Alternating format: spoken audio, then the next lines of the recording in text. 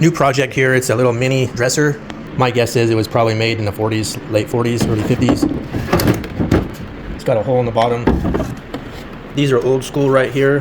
Galvanized metal. Wood on wood drawer slides. It's super old, in the 40s. Back is made out of plywood. And this is also veneer. Lots of veneer chunks missing, so I gotta fill those. It's not very tall, so it's a little mini dresser.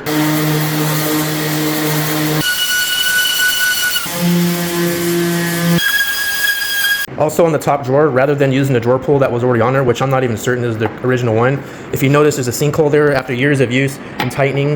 There's a little sinkhole right there that needs to be filled on the outer perimeter, because when you put the drawer pull on there, you still have some sinkhole showing. It's got a bunch of these drawer pulls for another project, and it has a wider base on it. If you compare it, it's got a much wider base than the thin base, so when you put this drawer pull on this round, it's going to cover that completely. It's going to cover the crater completely, and it's very close resemblance to the other one. You can tell these were not the original drawer pulls on here, not just because of the circle here, but because there's also another hole right here, something to hold it in there, and these are screw holes. Sometimes on drawer pulls that are larger than this, one end where the screw goes in will dislodge, and so one screw will be on there and it'll start spinning like that, and it'll create that circle all the way around the drawer. Because these drawer pulls are smaller and they have a recessed holder right here, it's definitely not the same drawer pulls that came on this dresser. This box here is full of old drawer pulls, and there's probably hundreds in here. I know on video it doesn't really look like it, but there's bags and bags and bags of these drawer pulls here, mostly from updated dressers where I take old drawer pulls and put new ones on. So I found this bag right here of drawer pulls, and these will actually work perfect for this project. And the reason these will work perfect is because I want to hide this hole here. I don't really want to fill it. It's not necessary if you have a drawer pull like this. And these are 2.5 inch from center to center screw holes. So these will fit perfect on there right there. And I can go ahead and fill this outer ring right here.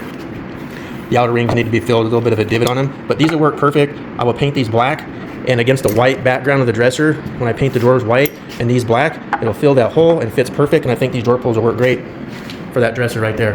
All right, the vintage dresser is ready for primer. I went ahead and patched some areas here with some Bondo, the heavier delamination.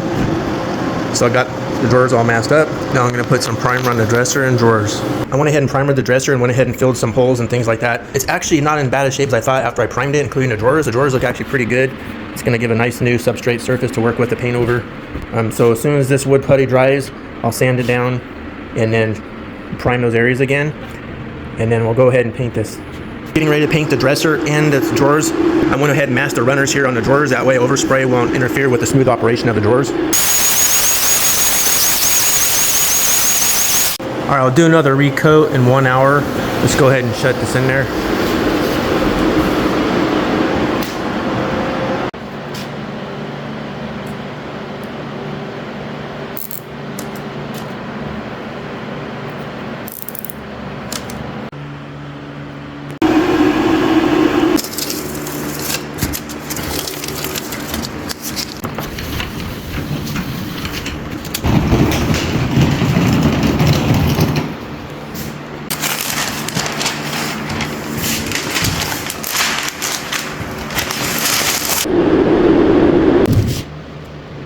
Go ahead and put the drawer in. It's number 3. I'm going to show you an issue with these dresser drawers.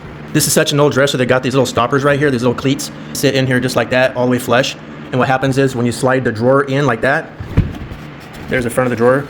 It catches on the back here to prevent the drawer from going all the way back, right? So you have this little gap right here, which is supposed to be lined like that. But because this dresser is so old, it's gouging the bottom of the dresser drawer on all the drawers. So it's really not a good system. So what I'm doing is I'm putting blocks way in the back there so that when you slide the drawer in, it's going to stop with a gap like that. Just like this bottom drawer, there's a little gap right there. So when you slide the drawer in, it's a stopper. So I'm going to put blocks on both sides on all the drawers so we can accomplish a nice gap without having to use these cleats right here, because these things are destroying the drawers and putting holes in them. I already cut a bunch of mini blocks, and they'll go back here on every drawer like that. So when the drawer slides in, it can't go any farther than that. All right, so stopper number 1 and stopper number 2. And I marked it with tape to show where I want my gap at. There, it works great. So when the drawer goes in, it stops right here with that gap that I like, and take the tape off. I'll have to touch up some paint here because it's freshly painted.